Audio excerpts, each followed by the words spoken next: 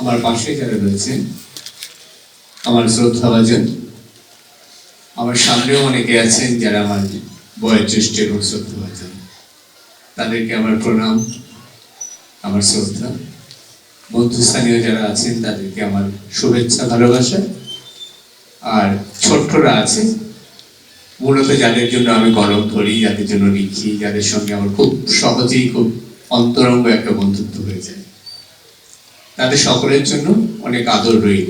একটু আগে মঞ্চে তাদের কাউকে কাউকে আমরা দেখেছি, ওদের অনুষ্ঠান আমরা দেখব। যারা এখানে উপস্থিত আছেন সকলেই সুধীজন, সংস্কৃতি মনস্ক মানুষ এবং প্রত্যেকেই জানেন যে এই সময় সংস্কৃতি চর্চার সঙ্গে আরো নিবিড়ভাবে আমাদের জড়িয়ে নেওয়ার, নিজেদের জড়িয়ে নেওয়ার, পরবর্তী প্রজন্মকে জড়িয়ে নেওয়ার প্রয়োজনীয়তা কি।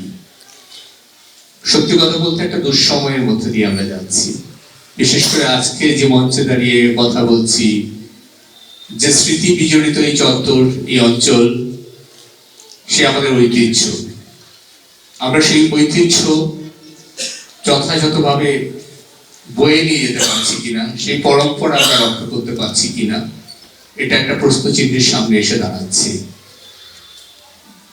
কারণ রবীন্দ্রনাথ ঠাকুর, রথীন্দ্রনাথ, জোড়াসাঁকো, এই সমস্ত কিছু শুধুমাত্র বাংলার কাঁটাতার দিয়ে ভাগ হয়ে যাওয়া একটা অংশের নয়, পুরো বাংলাদেশের ঐতিহ্য, আমাদের উত্তরাধিকার।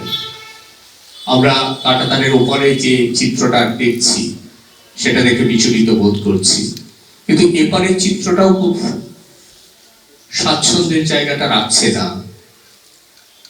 আমরা ওই সামাজিক মাধ্যম ইত্যাদিতে এদিককার যাদের মানুষ রয়েছেন তাদের এমন প্রতিক্রিয়া দেখছি যেগুলো দেখে বোঝা যায় এগুলো সুস্থ সংস্কৃতির প্রতিফলন হচ্ছে না।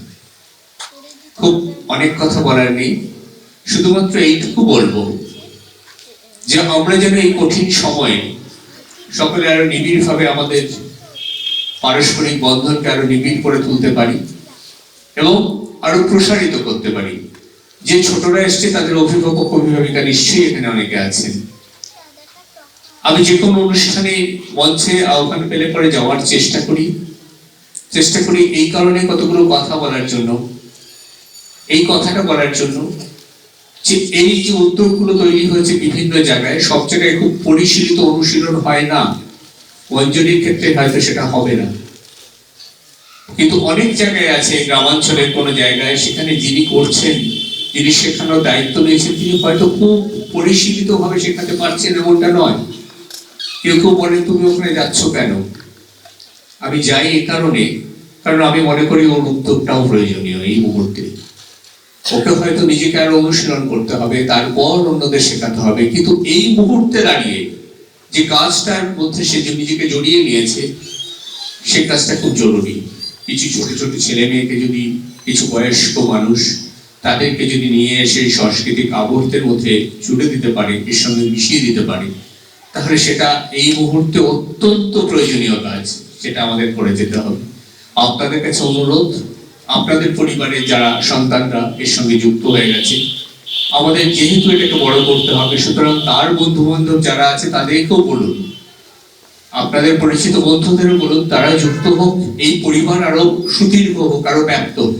সেটা হলে পরে আমরা পারবো, মানে অনেক অশুভ শক্তিকে আমরা পেছনে হেঁটে হটিয়ে দিয়ে এগিয়ে যেতে পারবো আলোর দিকে। এটুকুই বলছি। সকলে ভালো থাকবেন। নতুন বছর আসছে, আমরা নিশ্চয়ই নতুন বছরকে সুন্দরভাবে পাবো এই প্রত্যাশা নিয়ে সকলকে আরেকবার শুভেচ্ছা, ছোটদের ভালোবাসা আর বন্ধুদের আমার ভালোবাসা এবং শুভেচ্ছা জানিয়ে